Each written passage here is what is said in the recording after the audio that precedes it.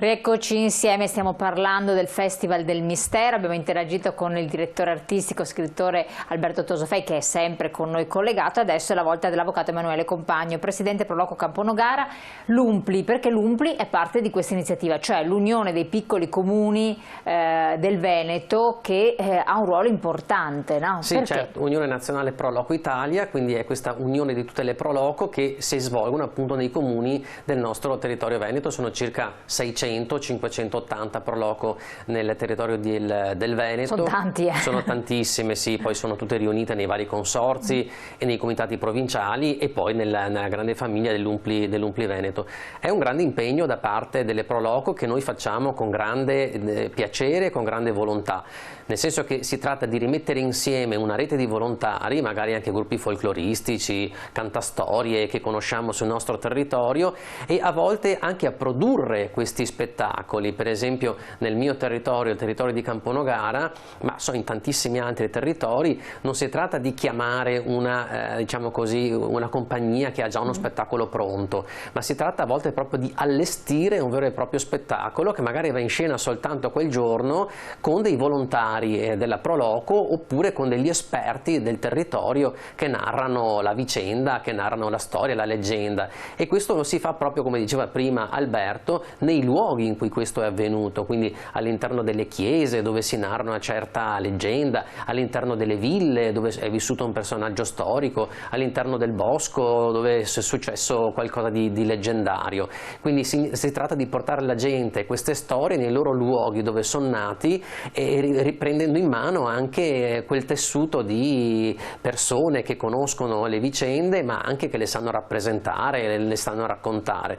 Quindi è un grande sforzo da parte delle nostre Proloco sul territorio, che poi cercano anche legami magari con le amministrazioni comunali, magari con altre realtà e associazioni, e questa è la passione che noi mettiamo da volontari nel mondo delle Proloco. Ecco, sottolinea da volontari, perché c'è tanto volontariato. C'è tanto volontariato, poi il bello di queste iniziative è che nella stragrande maggioranza dei casi, in moltissimi casi sono gratuiti, quindi è anche un modo per famiglie per poter uscire e per poter trovare anche gratuitamente una bella serata di riscoperta del proprio passato, delle proprie tradizioni. Quindi magari unisce quella bellezza che riguarda i bambini, magari legate al gioco, alla tradizione, alla festa, alla leggenda, e anche alla cultura, che quindi riguarda il mondo degli adulti e che magari gli adulti sono più interessati. È un modo per fare cultura, farla in maniera divertente, farla in maniera bella, per coinvolgere tutti gli attori sociali e le persone del territorio. Ma anche per vitalizzare io penso Camponogara, adesso non so se avete dei fatti, degli eventi da narrare a Camponogara,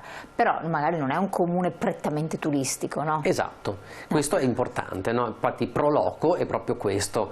Camponogara, come tanti altri comuni del nostro territorio, non sono prettamente dei comuni magari turistici dove c'è un grande afflusso o ci sono magari delle grandi ville o degli grandi musei che attraggano già da soli il pubblico o il turismo. Si tratta proprio di creare queste occasioni da fare da catalizzatori tra noi e il mondo del turismo, affinché si creino questi eventi anche in quei territori che magari sono sguarniti di momenti o di elementi che possono attrarre il pubblico. Quindi è proprio la funzione della Proloco per il luogo, Proloco, appunto per tirar su il nostro territorio, valorizzarlo e fare soprattutto eventi di qualità. Questo è un altro... Perché c'è voglia anche di questo, di cogliere l'occasione per uscire, vedere, sapere cose diverse, vero? Esatto. C'è il desiderio. E infatti, come diceva Alberto, l'anno scorso per esempio la nostra Proloco di Camponogara ma tante altre Proloco hanno tirato fuori delle storie, delle leggende, ma le abbiamo fatte su video e quindi poi abbiamo caricato su video perché non ci si poteva incontrare.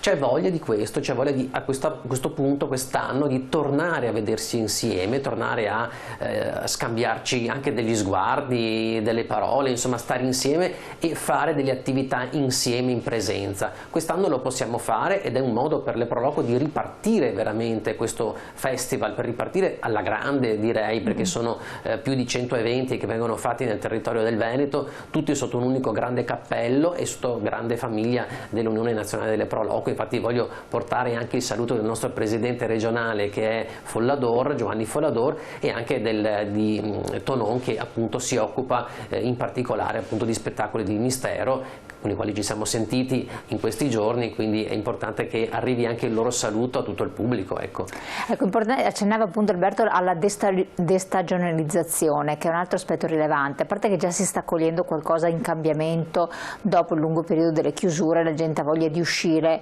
fare turismo anche fuori dai periodi consueti, ma magari anche fuori dai consueti luoghi, se questi si conoscono, perché poi l'aspetto è sempre quello, no? Dove vado, cosa faccio questo fine settimana, se sono a conoscenza che c'è qualcosa, che viene realizzato qualcosa da qualche parte. Esatto, e questo è proprio il tema di Spettacoli di Mistero, perché poi ci si chiede, tanti bei progetti, ma alla fine come faccio per andarci?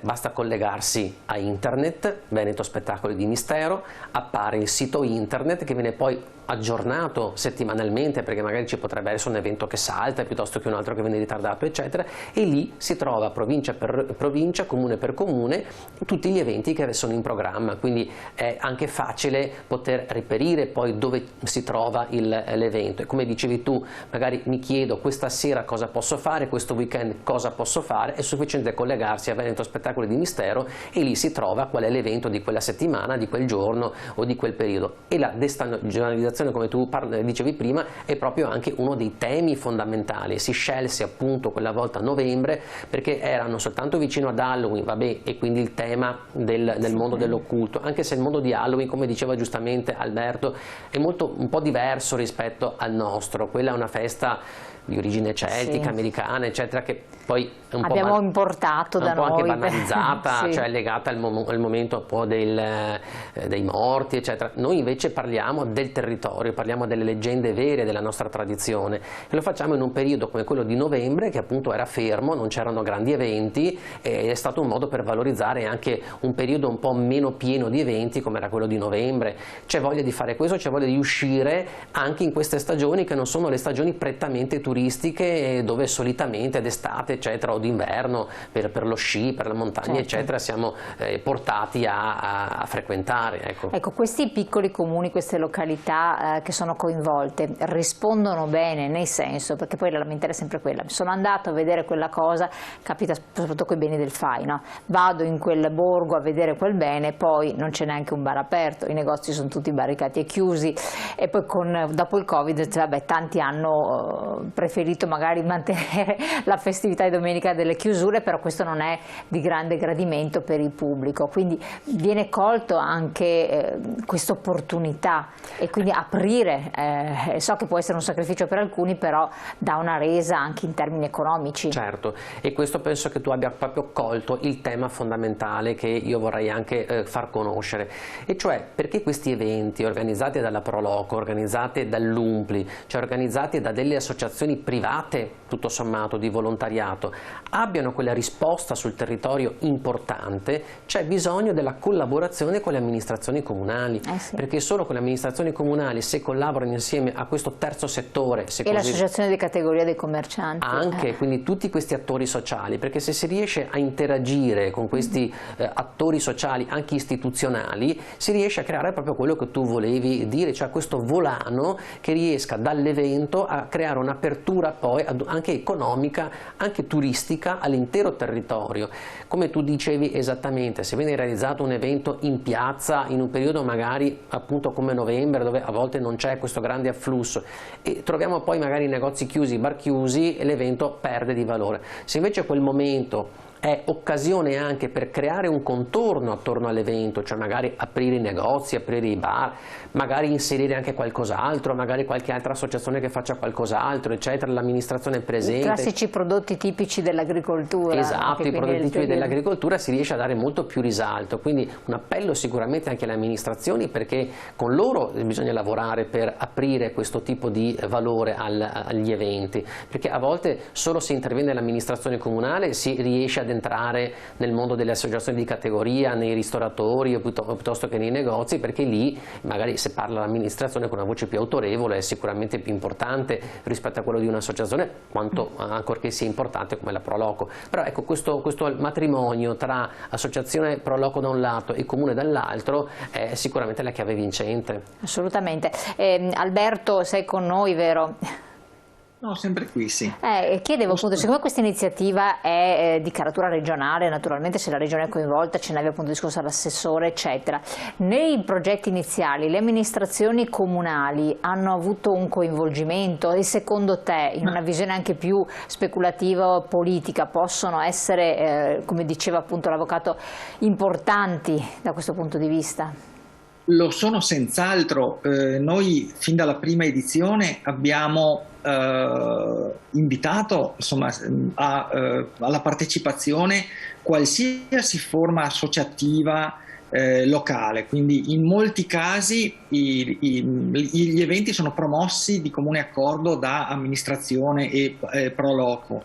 In altri casi entrano in gioco altre associazioni, altri enti, altre fondazioni, le biblioteche civiche, tante volte, no? Per esempio, o i privati che comunque, non so, una libreria, no, che tiene aperto e fa, per esempio, fa una presentazione di un libro.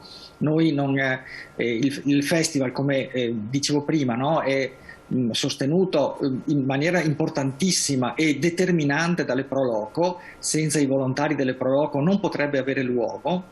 Parliamo di migliaia di persone, perché io vi citavo gli spettatori prima, più di 80.000, sì. Ma è un festival che se noi contiamo tra i volontari delle Pro Loco, le maestranze che si mettono al lavoro, mette in moto, insomma, veramente tra le 4 e le 5.000 persone nell'arco di questo mese. È una macchina da guerra proprio.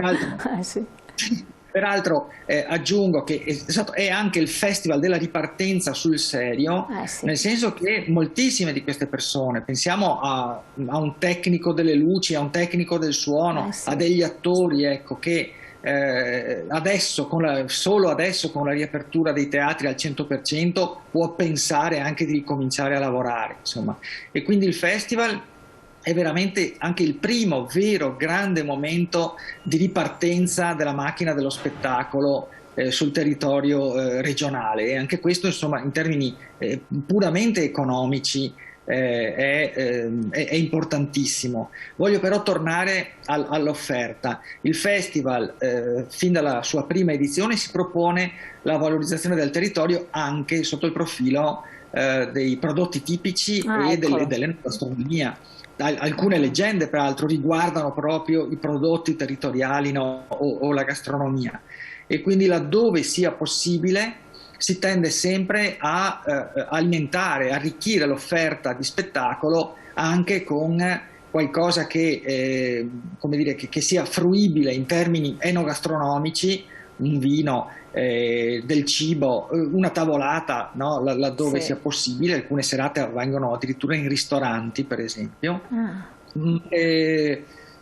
o un prodotto tipico che non sia necessariamente legato al cibo, ma che possa essere, che ne so, il legno piuttosto che il rame, no? Tanto per andare un po' a casaccio, ma per spiegare, insomma, che le peculiarità territoriali non sono solo immateriali, ma poi diventano materia bella, viva, della quale si può parlare e che va valorizzata alla pari delle storie.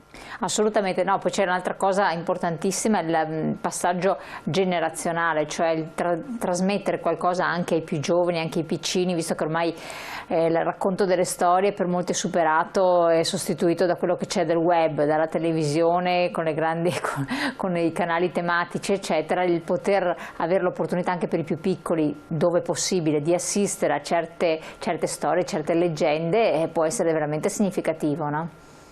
Questa è un'altra grande verità, nel senso che le leggende e le storie non sono vecchie, no? Sono solo antiche e devono quindi trovare una loro forma nuova di narrazione.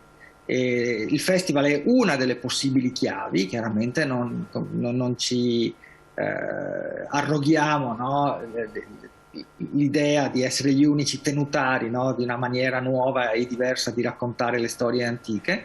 È una delle forme, sicuramente è una forma molto divertente, sicuramente funziona, ma lo dicono i fatti, e quindi e dal festival poi nascono anche iniziative nuove e diverse che rimangono per tutto l'anno. Negli anni passati sono nate delle produzioni, cioè le persone hanno studiato le storie del luogo, le hanno riscoperte, le hanno sceneggiate, le hanno messe in scena, sono nate delle produzioni che poi sono rimaste in qualche modo nel repertorio, no, di quelle compagnie teatrali. Bellissimo, e quindi il festival diventa comunque i libri, le ricerche, la rivalorizzazione della tradizione orale attraverso il racconto, ecco, sono tutte esperienze che sono destinate a lasciare un segno e che fanno del festival appunto un volano di cultura, qualcosa che produce cultura. Prego. No, tranquillo. Ti interrompo un attimo che abbiamo la pubblicità, ma soprattutto perché libri, ricerche e tutto mi fai riallacciare a un'altra domanda che ti devo fare dopo la pubblicità, perché così i nostri telespettatori sono anche a conoscenza e li aggiorniamo su ricerche, libri, racconti che stai conducendo, per cui a tra poco.